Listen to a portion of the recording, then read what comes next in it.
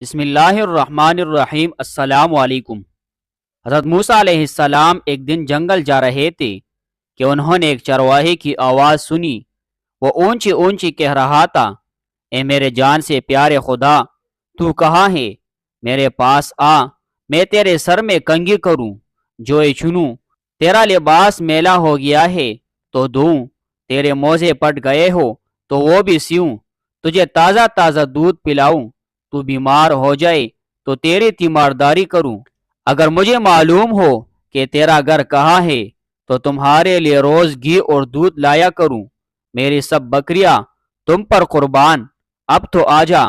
حضرت موسیٰ علیہ السلام اس کے قریب گئے اور کہنے لگے، ارے احمق، تو یہ باتیں کس سے کر رہا ہے؟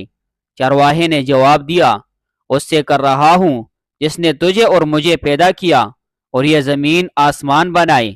یہ سن کر حضرت موسیٰ علیہ السلام نے غضبناک ہو کر کہا، ارے بدبخت، تو اس بیہودہ بکواس سے کہیں کا نہ رہا، بجائے مومن کے تو کافر ہو گیا۔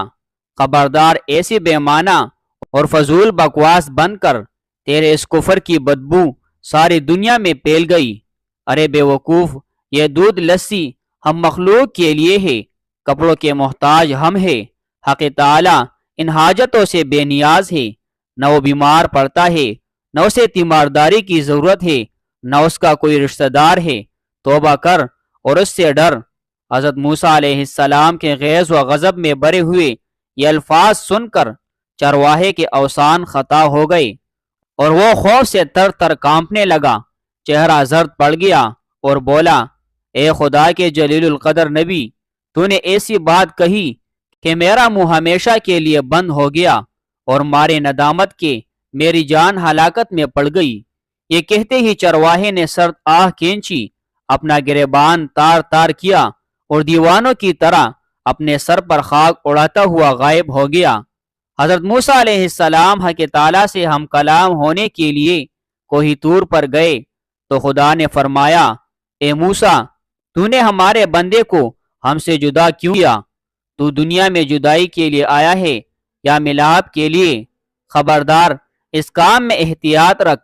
ہم نے اپنی مخلوق میں ہر شخص کی فطرت الگ بنائی ہے اور ہر فرد کو دوسرے سے جدا عقل بخشی ہے۔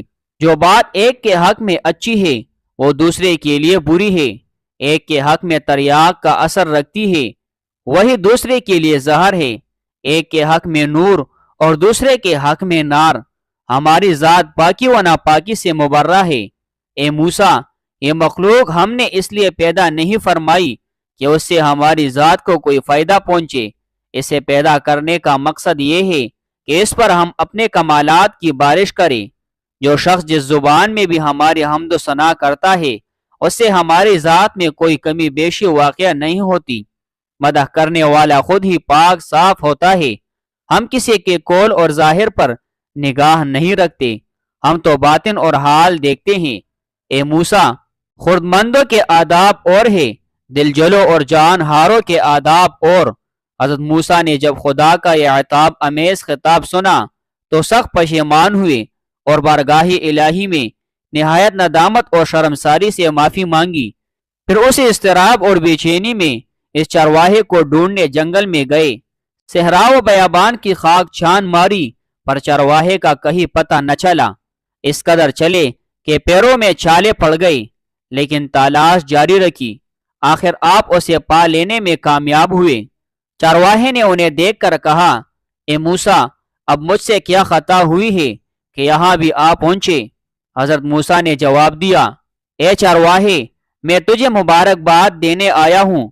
تجھے حق تعالیٰ نے اپنا بندہ فرمایا اور اجازت عطا کی کہ جو تیرے جی میں آئے بلا تکلف کہا کر۔ تجھے کسی ادب و آداب، قاعدے ضابطے کی ضرورت نہیں۔ تیرا کفر اصل دین ہے اور دینی نور جا۔ تجھے سب کچھ معاف ہے، بلکہ تیرے صدقے میں تمام دنیا کی حفاظت ہوتی ہے۔ چرواہے نے آنکھوں میں آنسو بھر کر کہا، اے پیغمبر خدا، اب میں ان باتوں کے قابل ہی کہا رہا ہوں کہ کچھ کہوں۔ میرے دل کا خون ہو چکا ہے، اب میری منزل بہت آگے ہے۔ تو نے ایسی ضرب لگائی کہ ہزاروں لاکھوں سال کی راہ طے کر چکا ہوں۔ میرا حال بیان کے قابل نہیں اور یہ جو کچھ میں کہہ رہا ہوں اسے بھی میرا احوال مت جان۔ مولانا رومی رحمت اللہ علیہ اس حکایت سے محاصل یہ نکالتے ہیں کہ یہ شخص جو تو کے تعالیٰ کی حمد و ثنا بیان کرتا ہے کیا سمجھتا ہے تو ابتدا سے انتہا تک ناقص اور تیرا حال و قال بھی ناقص۔ یہ محض اس پروردگار رحمان و کریم کا کرم ہے کہ وہ تیرے ناقص اور گندے تحفے کو قبول فرماتا ہے۔